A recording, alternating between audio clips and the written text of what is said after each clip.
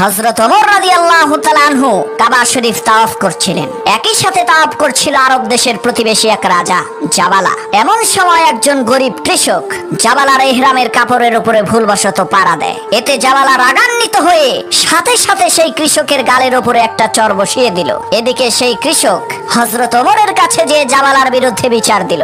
জাবালা ছিল হযরত ওমরের শক্তিশালী একজন মিত্র এবং খুব ভালো একজন বন্ধু। হযরত ওমর জাবালাকে কাছে ডেকে জিজ্ঞেস করলেন, তুমি কি সত্যিই তাকে চর মেরেছো? জাবালা বলল, আমি তো এই বেয়াদবটাকে মেরেই ফেলতে চেয়েছিলাম।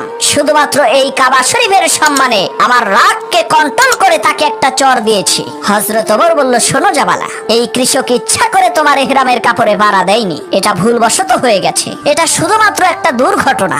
এখন এই কৃষক যদি তোমাকে ক্ষমা না করে, তাহলে ইসলামের বিধান অনুযায়ী এই কৃষকের হাতে তোমারও পাল্টা একটা চর খেতে হবে। জাবালা বলল, ওমর, তোমার কি মাথা ঠিক আছে? আমি একজন রাজা আর সে হচ্ছে একজন সাধারণ গরিব কৃষক। সে আমাকে কিভাবে থাপ্পড় দেয়? হযরত ওমর বলল, তোমরা দুইজনই মুসলমান আর ইসলামের আইনের দৃষ্টিতে ধনী গরিবের কোনো ভেদাভেদ নাই, তাই তোমরা দুইজনই সমান। জাবালা বলল, যে ধর্মে রাজা এবং ফকিরকে একই দৃষ্টিতে দেখা হয়, আমি সেই ধর্মের আনুগত্য করতে পারি না। ওই গরিব চাষা যদি আমাকে থাপ্পড় দেয়, তাহলে আমি ইসলাম ধর্ম ত্যাগ করব। হযরত ওমর বললেন, আচ্ছা তাই নাকি?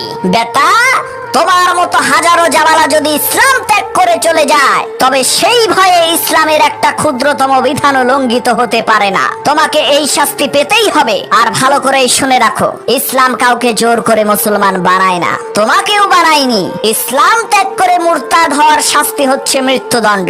হযরত ওমরের কথা শুনে এদিকে জাবালা রাগ আর গুসায় ফেটে পড়ার উপক্রম হলো। হযরত ওমরের নির্দেশে সেই কৃষক তৎক্ষণাৎ জাবালার মুখে একটি চর দিয়ে প্রতিশোধ নিল।